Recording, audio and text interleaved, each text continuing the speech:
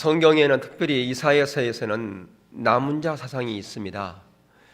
나무를 잘랐을 때에 그 나무 그 구루터기에서 싹이 나고 꽃이 피고 또한 열매가 맺는 그런 그 구루터기에서 다시 이렇게 줄기가 이렇게 솟아서 열매를 맺는 그것을 남은 자라 그렇게 얘기를 합니다. 하나님께서 심판하신 그 이스라엘 백성 가운데서도 하나님께서 숨겨놓은 자들, 하나님께 신실하게 택함을 받은 자들이 있다라고 하는 것이거든요. 오늘 본문은 바로 그러한 남은 자에 대한 부분을 말씀하고 있습니다. 그런데 그 남은 자들은 특별히 하나님 앞에 그들이 뭔가를 했기 때문에, 뭔가를 잘 보였기 때문에, 그들의 행위가 돋보였기 때문에 그들을 특별하게 선택하고 그들에게 은혜를 준 게 아니라고 하는 것입니다. 우리가 아는 것처럼 하나님의 은혜는 전적인 그분의 주권입니다.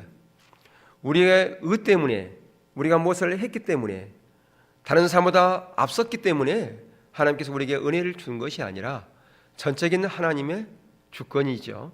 하나님의 선택입니다. 그것을 남은 자라 그렇게 얘기를 합니다.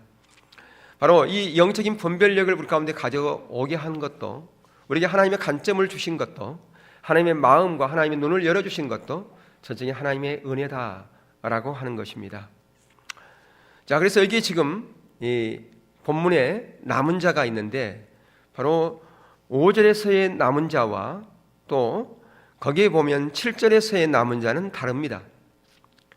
처음 5절에서 남은 자는 하나님께서 은혜로 택하심을 받은 남은 자입니다. 그런데 그 남은 자는 지금도 우리의 시대 가운데 존재하고 있다라고 하는 겁니다. 자, 그 은혜가 어떤 것인가? 바로 영적인 분별력이 우리 가운데 부어지는 것, 그게 은혜라고 하는 것입니다. 하나님의 관점으로 볼 수 있는 것은, 그것은 우리가 특별하기 때문에 우리에게 주어진 것이 아니라 그것은 전적인 하나님의 은혜다, 은혜의 선물이다 라고 그렇게 말할 수가 있습니다. 자, 그러면 영적인 분별력이 뭔가? 영적 분별력의 정의를 다시 한번 살펴보면요, 우리가 하나님의 기준, 하나님의 다림줄, 다시 말하면 성경을 볼 수 있는 그 눈이 영적인 분별력이죠. 근데 이 영적인 분별력은 이 하나님의 기준을 볼 수 있도록 하나님께서 우리에게 주신 성령의 능력이다 라고 그렇게 말씀할 수 있습니다. 하나님의 말씀은 성령님께서 쓰셨다고 하는 것입니다. 물론 사람이 썼지요. 그러나 진정한 성경의 저자는 성령님입니다. 성령님께서 성경의 저자이기 때문에 성경의 저자인 성령님께서 비춰주지 않으면, 계시하지 않으면 이 성경의 진정한 의미를 알 수 없습니다. 그래서 어떤 사람은 그렇게 얘기를 합니다. 우리 가운데 영적인 분별력이 부어지기 위해서는 성경을 많이 읽어야 된다고 얘기합니다. 기도를 많이 해야 된다고 말합니다. 물론 맞습니다. 그러나 만약에 그게 전적으로 맞는다면 예수님 시대의 바리새인들만큼 기도 많이 하고 성경 많이 읽었던 사람들 없었기 때문에 그들 가운데 가장 먼저 영적인 분별력이 부어져야 됐지만 그렇지 않았습니다. 중요한 것은 다른 데 그 원인이 있다고 하는 겁니다. 물론 성경 많이 봐야 되죠. 우리가 기도 많이 해야 됩니다. 근데 더 중요한 것은 그것 때문에 영적인 분별력이 부어진 게 아니라 전적인 하나님의 은혜로 영적인 분별력이 부어졌다라고 하는 것입니다. 하나님의 기준을 볼 수 있는 바로 하나님 주시는, 우리에게 주시는 성령의 능력, 그게 바로 영적인 분별력인데 그것은 전적인 하나님의 은혜로만 되어진 것인데요, 그렇다면 그냥 가만히 있으면 그 모든 것이 하나님께서 하실 것이니까 그게 아니라고 하는 거죠. 자칫 잘못하면 이 구원에 대한 이런 부분도 하나님께서 우리를 예정하시고 하나님 때에 우리를 택하시는 거 아니냐, 그러면 전도할 필요도 없고 선교할 필요도 없다, 한때 그렇게 주장하는 사람들이 있었습니다. 그게 바로 극단적인 예정론이다. 바로 우리는 예정론을 믿습니다. 왜 그러냐? 우리는 칼빈주의이기 때문에. 왜 우리를 칼빈주의라고 그러느냐? 장로교 창시했던, 종교개혁을 통해서 장로교가 창시되었던 그 토대를 이루었던 목사님이 바로 칼빈 목사님이에요. 칼뱅이라고 하기도 하죠. 칼빈 목사님이기 때문에. 그래서 우리는 칼빈주의다 그렇게 얘기를 합니다. 칼빈주의에서는 예정론을 믿습니다. 예정론은 뭡니까? 우리 모두가 다 하나님께서 우리를 사랑하시되 특별히 하나님께서 창세전에 우리를 예정하시고 선택했다라고 하는 겁니다. 그래서 하나님의 때에 우리를 택하시고 부르셨다라고 하는 겁니다. 그게 바로 예정론이거든요. 그래서 하나님께서 우리를 창세전에 예정하시고 선택하셨다면 굳이 전도할 필요가 뭐 있느냐? 하나님의 때에 하나님께서 우리를 부르실 것인데 굳이 선교하고 전도할 필요가 뭐 있느냐라고 그렇게 주장하는 사람들이 있습니다. 그것을 가리켜서 극단적인 예정론이라 그렇게 얘기를 합니다. 하나님께서 예정한 선택한 건 맞지만 그러나 우리를 그 전도의 도구로 사용하신다고 하는 사실을 우리는 놓쳐서는 안 된다고 하는 겁니다. 그래서 우리가 성경의 사도행전 1장 8절에도 있듯이 바로 우리를 정의 있는 삶, 바로 우리에게 대이임령을 하나님 주님께서 마지막 성찬하시면서 우리 가운데 유언과 같이 그렇게 말씀하시는 것은 바로 우리를 하나님의 그 일에 동역자로 우리를 사용하시기를 기뻐하시기 때문이라고 하는 것입니다. 그래서 어떤 분이 그런 얘기를 합니다. 우리 모두를 하나님께서 사랑하셔서 전부 다 구원받기를 하나님께 원하셔요. 그래서 예수 믿으면 구원받습니다라고 하는 그 메시지를 듣고 내가 그 메시지에 그 말씀에 응해서 내가 주께 왔어요. 구원을 받았어요. 그랬더니 내가 그래가지고 천국에 갔더니 천국에 가보니까 거기에 천국 문 앞에서는 내가 너희들을 불렀다. 그러니까 너희들 모두를 다 사랑하고 구원받기를 원한다. 그렇게 써 있었어요. 그러니까 모두가 다 구원받기를 원하는 그 메시지를 듣고 이제 반응하여 천국 갔더니 천국 안에는 뭐라고 써 있느냐? 거기는 내가 창세전에 너를 택했다. 그렇게 써 있더라는 거죠. 예. 주님의 그 메시지를 듣고 주님 초청을 내가 반응해서 내가 반응했는데 그 반응이 내가 반응한 것 같은 것이 아니라 하나님께서 창세전에 나를 선택하시고 예정하셨다. 이게 바로 예정론이라 그렇게 얘기를 합니다. 이게 바로 우리가 믿는 예정론입니다. 예. 극단적인 예정론과 다른 거예요. 극단적인 예정론은 하나님께서 우리를 택하셨으니까 때가 되면 하나님께서 우리를 부르실 것이니까 전도할 필요도 없고 가만히 있으면 된다라고 하는 겁니다. 전적인 하나의 은혜인데 뭐 우리가 거기에 대해서 반응할 필요 뭐 있겠느냐라고 얘기를 하죠. 예, 다시 본문으로 돌아가서 하나님께서 우리를 은혜로 선택하셨어요. 그게 바로 남은 자인데요. 예, 이 영적인 분별력을 주신 것도 하나님의 현적인 은혜인데 그러면 우리는 가만히 있으면 이 영적인 분별력이 부어지는가? 그게 아니라고 하는 겁니다. 어떤 자들에게 하나님께서는 은혜를 부어주신다고 말씀하고 있느냐 하면 이 영적인 분별력을 어떤 자에게 주신다고 말씀하고 있냐 하면 바로 겸손한 마음을 가진 자들에게 바로 이렇게 하나님의 은혜를 부어주신다고 말씀하고 있다고 하는 것입니다. 우리 편에서는 가져야 될 자세 하나가 있습니다. 그 자세가 뭐냐? 그게 바로 겸손한 마음의 자세다라고 하는 겁니다. 자, 성경에 뭐라고 됐냐 볼까요? 베드로전서 5장 5절을 보시면 자, 거기에 보면 젊은 자들아 이와 같이 장로들에게 순종하고 다 서로 겸손하로 허리를 동이라. 하나님은 교만한 자를 대적하시되 겸손한 자들에게는 은혜를 주시느니라. 예, 여기 보니까 하나님은 올바른 마음의 자세를 가진 자들에게 은혜를 주시기 때문에 우리가 가져야 될 자세가 있는데 그게 뭐라고 그렇게 됩니까? 겸손으로 허리를 동이라. 뭘 먼저 하고 장로들에게 순종하고, 여기 장로라고 하는 것은 말씀을 전하는 장로, 바로 목회자를 얘기하는 한 겁니다. 그래서 질서에 순종하고 그리고 나서 서로 겸손으로 허리를 동이라. 하나님은 교만한 자를 대적하시되 겸손한 자들에게는 뭘 주신다고요? 은혜를 주신다고 그렇게 말씀하고 있다 그 말입니다. 그러니까 우리가 가져야 될 자세 하나가 있다면 그것은 바로 겸손함입니다. 그런 겸손한 마음을 갖는 겁니다. 그런 자들에게 하나님께서 은혜를 부어주시되, 어떤 은혜예요? 영적인 분별력을 부어주신다고 하는 겁니다. 하나님의 마음을 부어주시되, 하나님의 관점을 부어주시되, 하나님께서 이 시대에 무엇을 원하고 계시는지, 하나님께서 지금 어떤 일을 하고 계시는지 그걸 볼 수 있는 그 눈을 활짝 열어주신다라고 그렇게 말씀하고 있는 것이죠. 오늘이건 옛날이건 중요한 것은 우리의 마음의 자세입니다. 이 마음의 자세예요. 이 마음의 자세가 바로 영적인 분별력, 더 나아가서 신앙의 본질을 추구하는 그런 자로 가게 하는 가장 기초석이라고 하는 것입니다. 여러분, 우리는 신앙의 본질을 추구해 가고 있는 거예요. 지향해 가고 있는 겁니다. 우리가 여기서 놓지 말아야 할 건 뭐냐 하면 우리가 지향해 가고 있지, 그것을 지금 우리가 누리고 있지는 않습니다. 누리는 것과 지향하는 것은 달라요. 근데 어떤 사람은 우리가 그렇게 지향하고 있는 이것을 진짜로 우리가 누리고 있는 걸로 생각하고 있어요. 누리는 것은요, 그것이 완전히 내 것이 됐을 때 누리는 겁니다. 실제가 됐을 때 누리는 겁니다. 지향하는 것은 지금 내가 그게 못 미치기 때문에 그렇게 지금 발부둥 치고 그걸 추구해서 가고 있는 겁니다. 그러니까 우리는 신앙의 본질을 지금 지향해 가고 있지 누리고 있는 것은 아니에요. 근데 많은 사람들이 착각하고 있는 것은 뭐냐면 마치 우리가 그것을 누리고 있는 것으로 착각하고 있다고 하는 거예요. 우리가 신앙의 본질을 추구해 가면 우리가 거기에서 100이라 그러면 여러분은 신앙의 본질에 몇 %나 서 있다고 생각합니까? 저는 5%도 서 있지 못하고 생각해요. 저는 5%도 안 된다고 생각해요. 그런데 마치 우리는 그렇게 지향하고 있으니까 나는 그것이 실제가 한 80%, 90% 된 것처럼 생각하고 있다고 하는 거예요. 이게 함정입니다.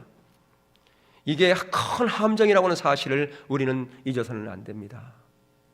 이게 또 하나의 뭘 아느냐? 또 하나의 율법주의를 만들어내는 거예요. 또 하나의 다른 사람을 판단하고 평가하는 그런 자리로 갈 수 있다고 하는 사실을 우리는 기억할 필요가 있습니다. 그렇기 때문에 우리에게 중요한 것은 마음의 자세예요.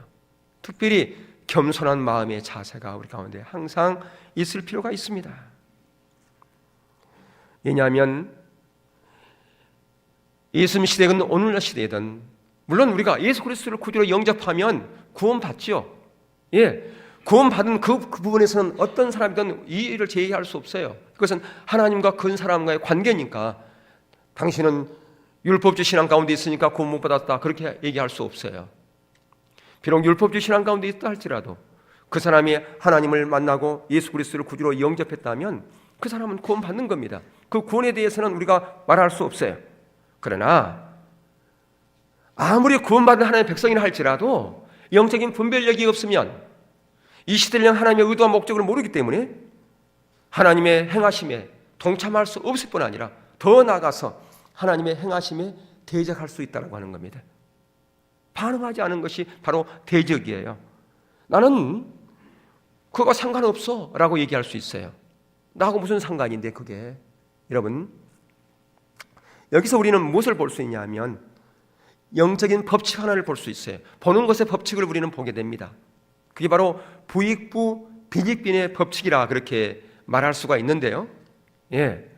자, 마태복음 13장 11절에서 15절을 한번 보겠습니다. 거기 보니까 제가 11절을 제가 읽고요. 12절을 우리 함께 읽으면 좋겠습니다. 대답하여 이르시되 천국의 비밀을 아는 것이 너에게는 허락되었으나 그들에게는 아니 되었나니. 12절 무릇 있는 자는 받아 넉넉하게 되되 무릇 없는 자는 그 있는 것도 빼앗기리라. 자, 여기서 무엇을 넉넉하게 받고 무엇을 빼앗긴다는 얘기입니까? 무엇을요? 천국 비밀. 천국 비밀은 뭡니까? 이 시대를 향한 하나님의 의도와 목적입니다. 이 시대를 향한 우리 교회를 향한 하나님의 비전, 그것을요, 예, 우리에게 어떤 자를 허락했다? 영적인 분별력을 가진 자들에게는. 영적인 분별력은 바로 마음의 자세인데요. 그 마음의 자세, 더 나아가서 신앙의 본질을 포함한 마음의 자세입니다. 하나님만을 알고 사랑하고자 하는 그 신앙의 본질이 포함된 마음의 자세예요. 겸손함의 자세. 근데 그러한 하나님의 의도, 목적, 천국의 비밀을 겸손한 마음의 자세를 가지고 신앙의 본질을 추구하여 나가는 자들에게 허락되었으되 무릇 있는 자는 받아 넉넉하게 되되 무릇 없는 자는 그 있는 것도 빼앗긴다라고 이렇게 얘기를 하고 있어요. 자, 15절 한번 같이 읽겠습니다. 15절 시작. 이 백성의 마음이 안악하여져서 그 귀는 듣기를 둔하고 눈은 감았으니 이는 눈으로 보고 귀로 듣고 마음으로 깨달아 돌이켜 내게 고침을 받을까 두려워함이라 하였느니라. 예, 자, 우리는 지금 12절과 12절을 통해서 15절을 보면서 무엇을 봅니까? 바로 보는 것에 대해서 말씀하는 구절 아닙니까? 보는 것. 무엇을 보는 것이요?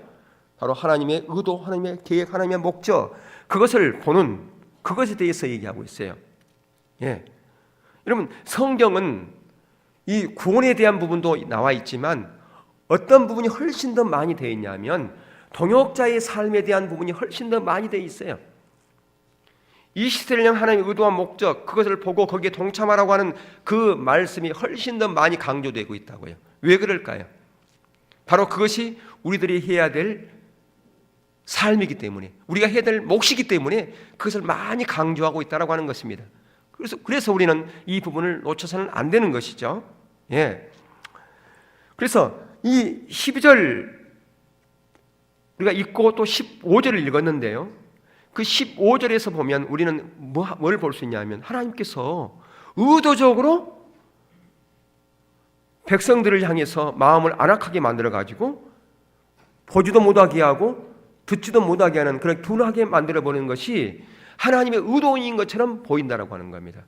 우리는 아무런 잘못이 없는데 하나님께서 그냥 그렇게 의도로 그렇게 만드는 것처럼 그렇게 하는 것처럼 보여요. 네, 여기서 우리는 뭘 보냐면 두 가지를 보는 겁니다. 오늘날에도요, 사람들이 메시지를 자기 귀에 탁 달라붙는 메시지가 있는가 하면 들어도 무슨 말인지 모르는 그런 메시지들이 있습니다. 왜 그런지 아십니까? 그건 마음의 자세 때문에 그래요. 마음의 자세 때문에. 예. 자, 여기서 우리는 15절에 대한 그 해답을 두 가지로 볼 수가 있는데요. 왜 하나님께서 의도적으로 그렇게 마음을 안악하게 만들고 둔하게 만들어 버렸을까? 첫 번째는 하나님은 하나님의 백성들에게 지속적으로 하나님의 메시지를 전했지만, 하나님의 의도를 전했지만 그들이 거역함으로써 그들에게 더 이상 이제는 기회가 없고 심판을 작정했을 때에 그들에게 볼 수 있는 은혜를 주시지 않는다라고 하는 그런 의미가 담겨져 있는 겁니다. 계속해서 선지자를 통해서 말씀했어요. 근데 그들이 그 선지자의 말에 귀를 기울이지 않습니다. 거짓 선지자의 말에 귀를 기울이면서 참된 선지자를 핍박하고요. 어떤 선지자는 그래서 톱에 켜서 죽였다고 하는 전승도 있을 만큼, 이만큼 그들이 계속해서 거역함으로 말미암아 더 이상 이제는 기회가 박탈되어지고 심판하기로 작정했을 때, 그때는 더 이상 그들이 들어도 들을 수 없고 보도 볼 수 없는 그러한 자리까지 가는, 은혜를 더 이상 주지 않는, 은혜가 뭡니까? 죽게 돌아오라고 메시지를 계속해서 전하는 그게 은혜지요. 근데 이스라엘 백성들에게는 그 메시지가 자기들에게 은혜가라고 생각하지 않았어요. 왜 우리를 치냐? 왜 우리를 메시지로 치냐? 그렇게 느꼈다 그 말이에요. 오늘날도 그러잖아요. 얘 메시지 나를 쳐. 이스라엘 백성들이 그랬어요. 얘 메시지로 나를 치냐고. 근데 그게 하나님의 은혜인데도 불구하고 그걸 거역했단 말이죠. 그러니까 더 이상 이제 심판하기로 작정하고 은혜를 부어주지 않는 거죠. 말씀하지 않는 겁니다. 들을 수가 없어요. 들을 기가 막혀버렸기 때문에. 그러면 그 메시지는 누구에게만 이제 들려지겠습니까? 겸손한 마음의 자세를 가진 자들에게만 들려질 게 아니겠습니까? 예, 똑같은 메시지를 들어도 이제 한쪽에서는 그것이 무슨 의미인지 들리지만 한쪽에서는 그것이 무슨 의미인지 전혀 알 수가 없는 그런 자리까지 가버린다라고 하는 겁니다. 또 하나의 의미는 뭐냐?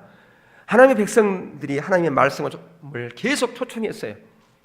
메시지로 선지자를 통해서 또는 오늘날 설교를 통해서 계속해서 초청하고 하나님의 뜻 안으로 돌아오라고 그렇게 초청하지만 그들이 거절을 합니다. 그러니까 이렇게 거절할수록 영적인 눈은 그만큼 어두워진다고 하는 겁니다. 오늘날도 마찬가지예요. 치유와 회복의 메시지를 우리 가운데 하나님의 관점에서 전하는 겁니다. 여러분, 치유와 회복의 메시지는요, 하나님의 관점에서 전했을 때 그게 효과가 있는 거예요. 인간의 관점에서 그게 효과가 없어요. 근데 우리는 많은 경우에 우리의 관점에서 치유와 회복을 얻으려고 그래요. 우리의 인간의 관점에서, 세상적인 관점에서. 그건 약효가 없는 겁니다. 오늘날 어떤 병에 걸리면요, 그 환자가요, 의사 뺨칩니다. 얼마나 아는 게 많은지. 박사의 박사. 그래서 의사 말도 안 들어. 자기가 의사 이에 있어요. 그래서 무슨 음식이 몸에 좋고 뭐가 나쁘고 뭐 잘 압니다. 그래서 의사 말을 안 듣는다고 그래요. 한국 의사들, 한국 환자들처럼 의사 말 안 듣는 환자들도 없대요. 예. 자기 멋대로 해버리는 거죠. 예. 여러분, 하나님의 관점에서 그 메시지가 치유 회복이지, 그게 약발이 있는 것이지. 보세요. 여러분, 돌팔이 의사도 사람 잘 고칩니다. 돌팔이 의사도요. 근데 영적인 것은 안 그래요. 육신의 질병은 돌팔이 의사도 고칠 수 있어요. 근데 우리 영적인 질병은 돌팔이 의사한테 맡기면 되겠어요, 안 되겠어요? 안 되죠. 저희 예전에 어릴 때 저희 시골에요, 의사가 하나 있었어요. 지금 생각하니 그 사람은 의사 면허증도 없었어요. 근데 잘 고쳤어요. 환자 생기면 항상 그분이 와서 치료하고 그랬었거든요. 예. 근데 여러분, 의사가 육신의 의사도 있는가 하면 영적인 의사도 있는데, 이사야 시대나 에레미야 시대에 많은 사람들은 누구의 메시지를 더 들었어요? 바른 선지자예요? 아니면 거짓 선지자예요? 거짓 선지자죠. 오늘 말하면 영적인 돌팔이들에게 훨씬 더 그 메시지를 듣기 원했고, 그 영적인 돌팔이 의사가 인기가 더 많았다 그 말이에요. 진짜 의사는 인기가 없었어요. 예. 근데 여러분, 기억할 것은요, 우리의 영적인 질병을 치료하기 위해서 때로는 그 말이 내게 쓰기도 해요. 그러나 그것을 받아먹으면 내 영이 치유되고 회복되어집니다. 그러나 만약 그것을 거역하면 어떻게 된다고요? 내 눈은 더, 영적인 눈은 어두워지고요, 영적인 길은 더 닫히게 돼 있어요. 지금 그것을 얘기하고 있는 거예요. 지금 15절에서 말하는 거. 그 의미가, 두 번째 의미가. 그러니까 첫 번째 의미는 우리하고는 상관이 없다고 생각할 수 있어요. 근데 상관이 있어요. 두 번째, 이게 훨씬 더 아답다고 생각하는데, 물론 아다할 수 있어요. 여러분, 기억하세요. 우리의 육신의 질병이 더 중요합니까? 영적인 질병이 더 중요합니까? 성경은 뭐라고 얘기합니까? 우리 영적인 질병을 더 심각하게 말씀하고 있습니다. 근데 우리는 이 영적인 것에 대해서는 별로 관심이 없어요. 영적으로는 지금 암덩어리가 지금 안에 가득해도 불구하고 그걸 몰라요. 못 느껴요. 왜 못 느끼겠습니까? 그거에 대한 심각성을 모르기 때문에, 영적인 눈이 닫혀있기 때문에 모른다라고 하는 겁니다. 그걸 안다면 금방 알 거야. 아, 내가 지금 영적으로 죽어 있구나. 여러분, 죽은 사람에게 아무리 옆에서 쿡쿡 찔러도 반응해요, 안 해요? 안 하잖아요. 여기 앞에 계신 분에게 이렇게 뾰족한 것을 쿡 찔르면 반응할까, 안 할까요? 아야 할까? 예, 반응을 합니까? 살아있으니까. 만약에 죽어있다면 반응할까요, 안 할까요? 안 하죠. 영적인 것도 마찬가지. 영적으로 죽어있으면 반응하지 않습니다. 예, 반응해야 돼요. 여러분 모두가 반응할 수 있기를 축복합니다. 아멘. 그게 여러분의 살 길이라고 말이에요. 그게 진정한 치유 회복이에요. 하나님의 관점에서 나오는 하나님의 메시지에 반응하면 진정한 치유와 회복이 있습니다. 아멘. 예. 여러분, 지금이야 뭐 그렇지 않지만 옛날 조선시대로 한번 가봅시다. 조선시대로 갔는데 그때는 왕이 행치 안 하더라도요, 마치 왕 앞에 있는 것처럼 절을 하고 삼배를 하고 뭘 하나 마시죠. 그게 뭡니까? 사약이잖아요. 예, 왕이 와놨어. 근데 마치 왕이 온 것처럼, 그렇게, 또는 어떤 교지라든가 이런 것을 할 때 왕이 안 오지 않습니까? 다른 신하가 가지 않습니까? 그런데도 불구하고 이 신하가 그 앞에서 자기보다 계급이 훨씬 높은 사람이에요. 그런데도 불구하고 왕이 한 것처럼 반말을 하잖아요. 그렇죠? 왜 그래요? 이 사람은 지금 왕의 지금 심부름으로 온 거기 때문에 왕이 온 것처럼 그렇게 하고 있는 겁니다. 마찬가지라고. 오늘날도 마찬가지예요. 오늘날에도 바로 하나님의 메시지가 우리한테 나가는 것은, 그것은 마치 만왕의 왕 대신 그분께서 우리 가운데 주시는 메시지예요. 만약에 조선시대 이럴 때에 왕의 교지를 가지고 왔는데 안에서 뭐야 네가 들어와서 나한테 아뢰야지, 계급도 훨씬 낮은 사람이 밖에서 나를 오라고 그래? 그러면 되게 안 돼요? 안 되잖아요. 왜? 그는 지금 무엇을 가지고 왔어요? 왕의 교지를 가지고 왔기 때문에. 그냥 맨발로 나와가지고 거기에 엎드리지 않습니까? 오늘날 마찬가지라고 말이에요. 하나님의 그 말씀이 우리 가운데 이렇게 전해짐에도 불구하고 우리가 거기에 대한 반응이 없어요. 반응이 없어요. 뭐야? 그게 왜 나하고 상관이 있단 말이야? 우리가 너무나 그렇게 하는 경우가 많아요. 예. 만약에 그것이 한나라의 왕이 그렇게 했다 그런다면 어떻게 되겠습니까? 그 결과는 뻔한 거 아닙니까? 왕이 온 것은, 교지로 내린 것은 마치 왕이 와서 나오라, 앞으로 오라 이렇게 하는 것 같은 것인데, 자기가 왔으면 왔지 나하고 무슨 상관이야? 그래 되면 그에 대한 벌은 엄청날 거라 그 말입니다. 오늘날 우리가 너무나 많이 하나님의 말씀 앞에 이런 자세로 있는 것 같아요. 그에 대한 반응도 없고 사모함도 없고 두려움도 없는 것 같아요. 여러분, 예수님께서 이 땅 가운데 이렇게 오셔서 많은 표적을 행하셨어요. 특별히 요한복음에 보면 딱 7가지 이 표적을 이렇게 그 하나의 핵심적인 겁니다. 예수님께서 이 땅 가운데 오신 그 목적을 거기에서 말씀하고 있는 것을 볼 수가 있는데요.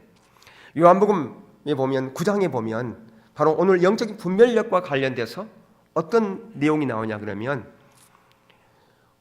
소경된 자를 진흙을 이겨가지고, 침을 뱉어 진흙을 이겨가지고 그걸 눈에 발라서 실로암 목가에가 씻으라고 하는 그런 내용이 나오잖아요. 예, 그게 바로 9장 6절에서부터 나오는 얘기예요. 근데 9장 5절에 뭐라고 되어 있냐 그러면, 9장 5절에 내가 세상인 동안에는 세상의 빛이로다 그렇게 말씀하고 있어요. 예수님은 요한복음 1장에 보면 이 땅 가운데 무엇으로 오셨다고 말씀하고 있는가요? 빛으로 오셨다고 말씀하고 있어요. 빛으로 오신 예수님. 그러면 어떤 빛으로 오신 예수님입니까? 무엇을 밝히려고 오셨습니까? 영적으로 병들고 영적으로 잠들어 있는 그 영혼들을 깨우려고, 그들을 보게 하려고 오셨다 그 말입니다.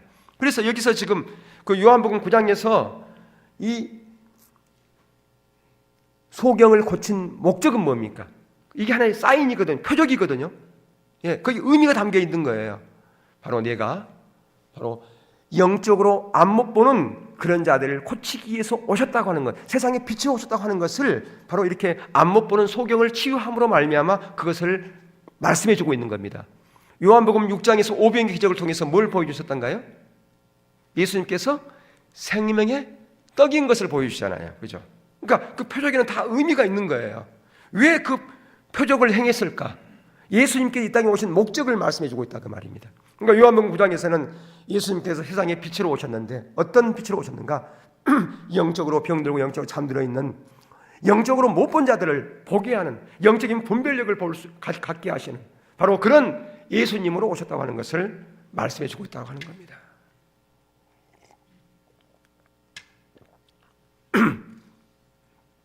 근데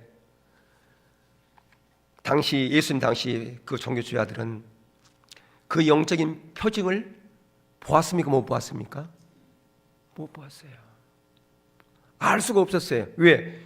그들이 잠들어 있었기 때문에, 병들어 있었기 때문에, 그들이 안다고 생각했기 때문에 그렇다 그 말입니다. 다시 말하면 그들 가운데 뭐가 없었을까?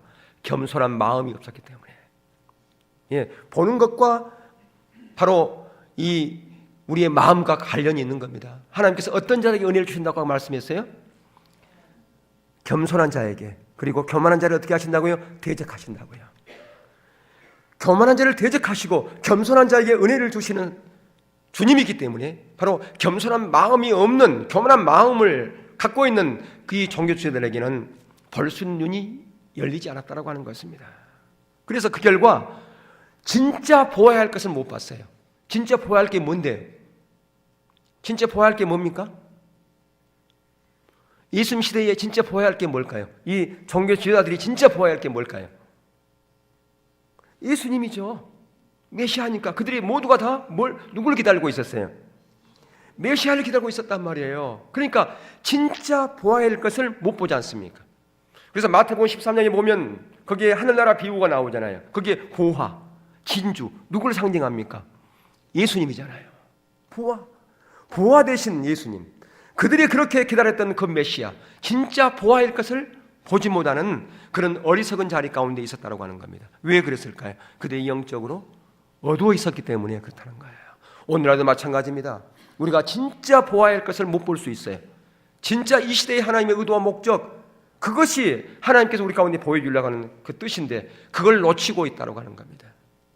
그래서 내 문제의 급급에 있습니다. 내 지금 이 문제 급급한, 내 지금 내 직장의 문제, 내 사업의 문제, 가정의 문제, 자녀의 문제가 급급한데, 내 육신의 문제가 급급한데 지금 무엇에 관심이 있겠어? 라고 이렇게 말하는 사람들이 있어요. 그런 사람들은 절대로 보아야 할 것을 못 봅니다. 그것이 우선주가 되어 있으면 절대로 보아야 할 것을 못 보는 겁니다. 근데 여러분 기억을 할 것은요, 어느 시대든 간에 진정한 축복은 하나님의 의도와 목적을 보는 것이에요. 여러분 생각해 보세요. 지금 이 시대에 쭉 이렇게 역사를 이렇게 더듬어 올라가 가지고 이스라엘 땅에서 가장 복된 시대가 있었다면 언제일 것 같아요? 가장 복된, 우리의 관점에서.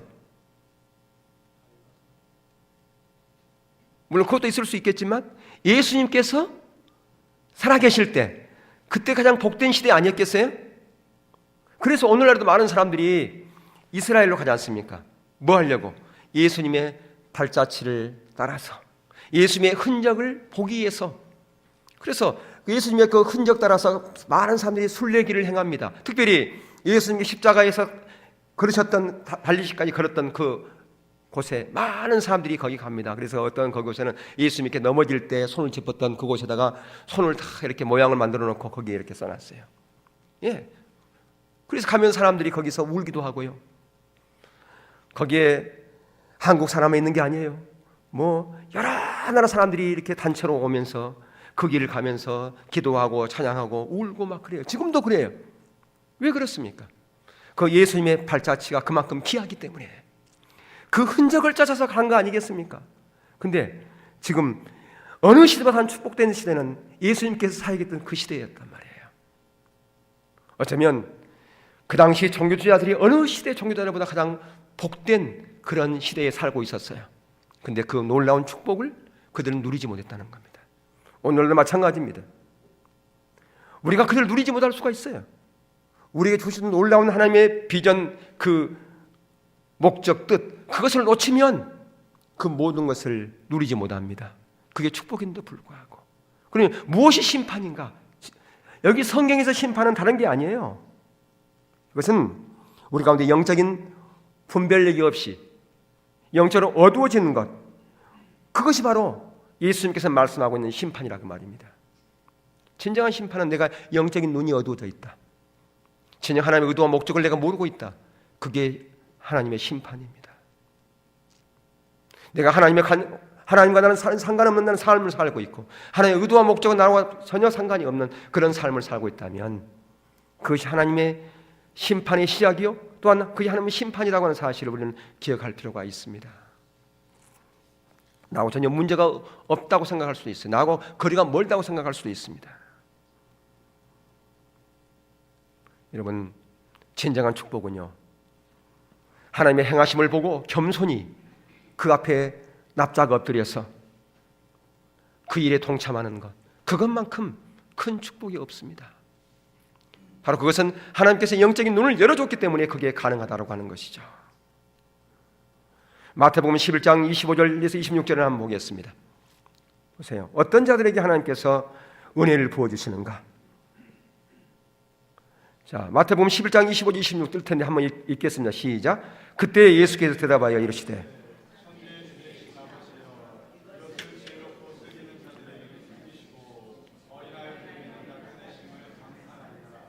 그렇소이다. 이렇게 된 것은 아버지의 뜻이니이다.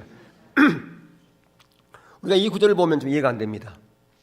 아니, 지혜롭고 슬기는 자들에게 하나님의 뜻을 밝히 보여줘야지 그들에게는 숨기고 이 어린이들 같이 어린이들에게 뭘 안다고 어린이들에게는 그걸 알려주냐 그 말이에요. 여러분 어린이들이 뭐 잘 알아듣습니까? 무슨 얘기하면 슬기롭고 지혜로운 자들은 금방 알아듣지 않습니까? 근데 그들에게는 숨긴대요. 무엇을요? 여기서 보니까 이것을 지혜롭고 슬기는 자들에게는 숨기시고 아이들에게는 나타내심을 감사하나이다 그랬어요. 누가? 예수님께서. 자, 그러면 여기서 하나님의 의도와 목적을, 하나님의 천국의 비밀을 말하는 것인데요. 자, 그럼 여기서 왜 슬기롭고 지혜로운 자들에게는 숨기셨을까? 그것은 그들은 안다고 생각했단 말이에요. 나는 지혜롭다. 나는 다 알고 있어. 아까도 제가 말씀드렸지만요. 추구하고 지향하는 것과 실제는 다르다고 말씀했어요. 근데 우리가 착각해요, 이게요. 내가 이것을 지향하고 있는데, 추구하고 있는데, 자기는 거기 안 살고 있어요. 근데 착각해요. 자기 살고 있다고. 그 안에 있다고 생각한단 말이에요. 우리가 신앙의 본질을 추구해 가잖아요. 근데 추구해 가고 있는 것과 사는 건 다르거든요. 근데 추구해 간다고 가는데, 자기는 거기에 1%도 안 돼 있어. 근데 자기는 100% 된 것처럼 생각하고 있단 말이에요. 이게 지혜로운 자들이에요. 이게 슬기로운 자들이에요. 이런 자들에게는 영적인 분별력이 주어지지 않습니다. 또 하나의 율법주의를 만들어내지. 근데 그러면 어린아이들은 순진한 그런 부분도 있지만 여기서 말하는 것은 어린아이에게는 자기 주권이 없어요. 여러분 어린이들이 어떤 인터넷에서 물건 살 때 살 수 있어요? 없어요? 없잖아요. 부모의 동의 없이는 물건을 못 사요. 핸드폰도 마찬가지예요. 어린이들 살 수 있어요? 없어요? 부모의 동의가 있어야 살 수가 있어요. 마찬가지. 여기 어린이라는 것은 자기 스스로 아무것도 할 수 없는 겁니다. 결국 하나님의 자원으로만 살아가는 거예요. 자기 자원 내려지고. 그게 어린아이 같은 거예요. 자기 중심성 그게 내려지고 철저하게 하나님의 중심적인 삶으로 전환되어지는 것을 말하는 것입니다. 예수님께서 제자들에게 말씀하시기를 진정한 참된 제자가 되려면 너희 자신을 부인하고 자신을 부인하는 게 뭡니까? 자기의 자아를 죽이고 자기 중심성을 깨뜨리고 날마다 자기 십자가를 지고 나를 쫓을 것이라고 말씀했습니다. 바로 이게 겸손한 거예요. 근데 여기서 슬기롭다고 하는 것은 그걸 안 내리는 겁니다. 자기 중심성을 안 내리는 거예요. 내 자원으로 할 수 있어, 내 지혜로 할 수 있어, 내 방법으로 할 수 있어라고 그렇게 나가는 것이 여기서는 지금 슬기롭다, 지혜롭다 그런 자들은 숨기시고 내 힘으로는 아무것도 안 돼요. 주님의 은혜가 아니면 안 됩니다라고 그렇게 겸손하게 엎드린 자들에게 뭐 한다고요? 하나님의 계시, 하나님의 뜻을 보여주신다 그 말입니다. 그걸 감사한다고 이렇게 말씀하고 있는 거예요. 그러니까 영적인 분별력과 겸손한 마음은 밀접한 관련이 있다고 하는 것을 볼 수가 있죠. 내가 배우려고 하는 자세. 나는 아직까지 부족하다. 하나님의 은혜가 아니면 안 됩니다. 그게 바로 날마다 주님의 십자가를 붙드는 거 아닙니까? 예. 여러분, 근데 문제는 보지 못하면 눈이 더 어두워진다고 하는 것이죠. 예, 바로 빈익빈입니다. 그러니까 보는 자는 더 보지만 못 본 자는 더 못 보게 된다는, 눈이 어두워진다는 데 문제가 있습니다. 예. 그러니까 예수님 시대에 많은 종교자들은 예수님으로부터 많은 메시지를 들었지만 그들이 눈이 어두웠기 때문에 더 어두워져서 예수님을 핍박하는 자리까지 갔고요. 십자가에 달려 죽기까지 하는 그런 자리까지 갔어요. 근데 그거에 대해서 성경은 매우 많이 말씀하고 있어요. 근데 그 책임은 누구에게 있는 겁니까? 그 본인에게 있는 것이지 다른 사람에게 있는 게 아니라고 말이에요. 그래서 마태복음 11장에 보면 거기에 시장에서 얘들이 장터에서 이렇게 노는 그런 비유를 해놨어요. 피리를 불어요. 여러분, 얘들이 놀이하면서 피리 불면 흥겹겠어요? 놀이하는데? 얘들이 거기서 상여놀이를 해요. 얘들이 상여는 그거 하는데 진짜 가슴이 찢어지는 곡이 나오겠어요?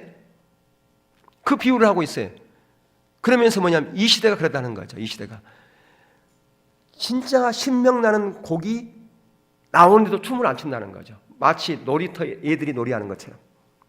정말 애통해하고 가슴을 치고 회개할 그런 자리에 가 있어야 되는데 가슴을 찢고 회개하는 자리에 안 간다는 거죠. 애들이 놀이하는 것처럼. 이 시대가 바로 그런 시대라는 거예요.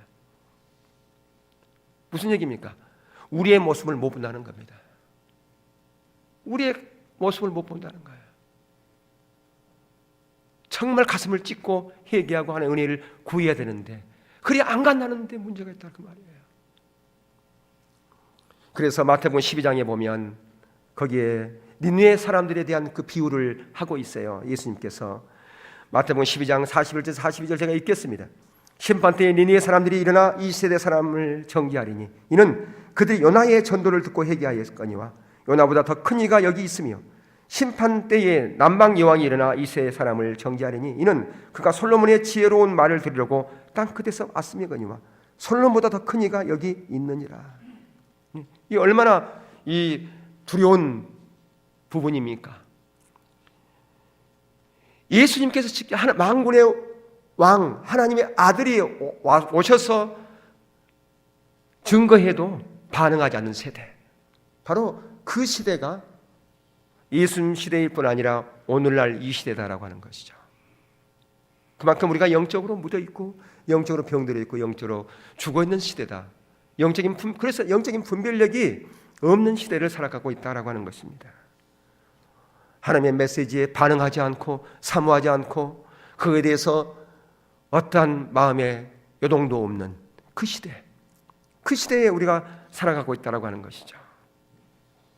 근데 더 나아가서 주님께서는요, 하나님은 의도적으로 우리의 중심을 때로는 드러내기도 합니다. 우리 중심을 드러냅니다. 내가 과연 영적인 분별력 가운데 있는지, 정말 신앙의 본질 가운데 있는지 우리의 의도를 드러내는 경우들은 많습니다.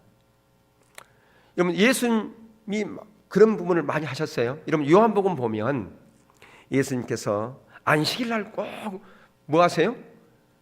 병자를 치유하잖아요. 안식일 날. 근데 그냥 치유하면 좋은데요, 그렇게 하지 않아요. 꼭 안식일 날 또 제 아들이 뭘 이렇게 비벼가지고 밀을 비벼서 먹는 거, 이런 거 꼭 시비가 붙지 않습니까? 근데 왜 시비가 붙었어요? 안식일 날 그것을 했기 때문에 그런가요? 물론 그런 부분도 있지만 더 중요한 것은요, 그 행위 때문에 그래요. 그러니까 이스라엘 백성들이 포로로 잡혀가가지고 자기들 백성들이 왜 하나님의 선민인데도 불구하고 이런 고난을 받을까? 그걸 이렇게 생각하면서 바리새인들이 우리가 하나님의 말씀대로 살지 못해서 그렇구나. 자기들을 이렇게 반성하면서 그들이 하나님의 말씀을 잘 지켜보고자 만들었던 전통들이 있어요. 특별히 안식일을 잘 지키기 위해서 그들이 이제 부수적으로 만든 전통이 있었는데 그것이 성경 말씀 이해에 가버렸어요. 특별히 안식일 날에는 해야 될 것, 하지 말아야 할 걸 정했단 말이에요. 하지 말아야 할 게 뭐냐? 안식일 날은 곡식을 탈곡하면 안 된다. 근데 그러면 이삭을 이렇게 끊어가지고 비비면 어떻게 되느냐? 그냥 먹으면 상관이 없는데 비비면 이것은 탈곡행위다. 그러니까 제 아들이 지금 이 마태복음 12장에서 이 비빈 것 때문에 이제 문제 생겼단 말이에요. 또 하나는 요한복음 5장에 보면 거기에 뭐가 나옵니까? 베데스다 연못가에서 38년 된 병자를 치유했잖아요, 안식일 날. 근데 뭐가 문제됐는가? 자리를 들고 걸어가는 것이 문제됐어요. 안식일 날에는 3걸음 이상 걸어가는 것은 일이다, 그렇게 정했어요. 근데 자리를 들고 걸어가면 3걸음만 걸어갔겠어요? 더 걸어갔단 말이에요. 그러니까 이제 문제 생긴 거예요. 일을 시켰다는 거예요. 아까 요한복음 9장에서 지금 안식일 날 소경을 고쳤단 말이에요. 여기서 뭐가 문제되느냐? 진흙을 이긴 것 때문에 문제 생겼어요. 바닥에다가 침을 뱉어가지고 발로 밟으면 그것은 뭐냐 하면 땅을 파는 행위가 된 거예요. 이건 뭐냐 하면 농사를 짓는 거예요. 농사. 쟁기질 한 거랑 같은 거란 말이에요. 그럼 이거 하면 안 돼. 그래서 침을 뱉으면 그냥 가야지 비비면 안 됐어요. 근데 바위 위에서는 가능했어요. 바위는 땅이 안 패이니까. 보세요. 아까 진흙을 이겼지 않습니까? 지금 진흙 이긴 것은 뭐겠어요? 지금 이건 일이에요. 일, 농사일을 한 거예요. 그러니까 이게 시비가 붙은 거예요. 왜 의도적으로 이렇게 했을까요? 그들의 중심을 드러내기 위함이다 그 말이에요. 물론 예수님께서 안식일의 주인인 것도 있지만 안식일은 누구를 위해서 존재하는 겁니까? 안식일은 우리 인간을 위해서 만드셨어요. 일주일 내내 일하면 우리 몸이 망가진 것을 하나님께서 너무 잘 아시고 하루를 쉬게 하고 그날은 하나님께 예배하고 경배하고 하나님과 함께하는 바로 영적으로 충만해지는 그런 하루를 만들어 주시기 위해서 그 안식일이 필요했다는 것이죠. 근데 이들은 처음에는 안식일을 잘 지키기 위해서 하나의 그렇게 좋은 의도로 했지만 그것이 말씀 이해에 가버렸다는 거예요. 그들은 정말 하나님의 말씀을 잘 지키기 위해서 쎄마라고 그래서 신명기 6장 4절에서 하나님을 사랑하되 마음을 다하고 뜻을 다하고 목숨을 다해 하나님을 사랑하는 그런 부분을 그들은 이마에도 붙이고 여기 손목에도 붙이고 문설주에다 붙이고 그렇게 했었어요. 그게 뭡니까? 가장 큰 계명 하나님 사랑이죠. 더 나아가서 이웃 사랑이라고 말이에요. 근데 진정으로 그들이 하나님을 사랑했으면 이웃을 사랑하는 정말 죽어가는 그 영혼들을 불쌍히 여기는 그런 마음이 있었을 거예요. 근데 그들은 그 불쌍히 여기는 그 영혼들의 마음보다도 뭐에 갇혀 있었는가? 자기들의 전통의 틀 안에 갇혀 있었다 그 말이에요. 우리가 정말로 한 영혼을 사랑한다면 우리가 갖고 있는 틀도 깨뜨려야 돼요. 근데 그것을 우리가 신앙의 본질이라고 하는 틀을 이것을 가지고 영혼을 사랑하는 것을 이해 그것을 둔다면 그것은 우리는 뭐냐? 율법주의 가운데 있는 거예요. 똑같이. 우리가 그것에 놓치면 안 돼요. 정말 내가 하나님을 사랑하고 이웃을 사랑하는 그것이 우선이 돼야 된다 그 말입니다. 거기서 모든 것이 나가는 것이지 그것은 도외시한 채 자기들이 갖고 있는 틀 그것의 모든 것을 이것은 이러니까 문제예요. 이렇게 문제라고 한다면 여전히 또한 우리는 또 하나의 율법주의에 갇혀 있는 것이다 라고 하는 것입니다. 또 하나의 틀 안에 갇혀 있는 것이다 그 말입니다. 그것은 결국 뭐냐? 내가 또 하나의 율법주의 가운데 있다. 영적으로 눈물어 있다라고 하는 것과 같은 거라 그 말입니다. 하나님께서는 의도적으로 우리의 중심을 드러내기 위해서 그렇게 하시는 거예요. 예, 그래서 여러분들 우리가 교회에서 어떤 우리 선교에 주관을 하지 않는 어떤 것이 한다 할지라도 그거에 대해서 뒤틀리면 안 돼요. 그거에 대해서 틀 안에서 그것을 빗대면 안 돼요. 그게 또 하나 우리의 중심을 거스르게 하는 것일 수도 있어요. 우리 중심을. 거기서 정말 귀한 것이 있으면 우리에게 취하면 되고 우리에게 맞지 않는 것이 있다면 배제하면 되는 겁니다. 여러분 우리 것만 최고라고 생각하는 그런 교만을 우리는 깨뜨려야 됩니다. 솔직히 우리가 얼만큼 뛰어납니까? 아까 말씀드렸지만 추구하는 것과 지향하는 것과 실제는 다르다니까요. 근데 마치 우리가 그걸 지향하고 있으니까 우리가 그것이 되는 것처럼 저는 제 자신을 봤을 때 5%도 안 된다고 생각을 해요. 그런데 마치 우리가 다 된 것처럼 생각하는 그런 자리에서 우리는 있을 수 있다고 하는 사실이에요. 그런 부분을 정말 조심할 필요가 있습니다. 이 영적인 분별력과 관련해서 우리가 이런 부분을 살피는 건데요. 왜냐하면 우리는 계속해서 이런 부분에서 예방주사를 맞아야 돼요. 안 그러면 금방 우리 마음이 높아져요. 저 자신부터 마음이 높아집니다. 마치 뭐나 되는 것처럼 아니라는 거예요. 예.